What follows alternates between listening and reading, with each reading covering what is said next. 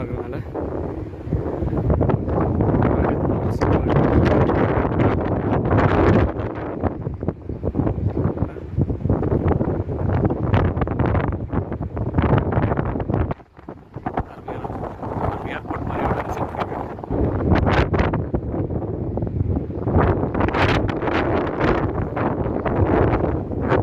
போட்டு பார்க்க இருக்கு.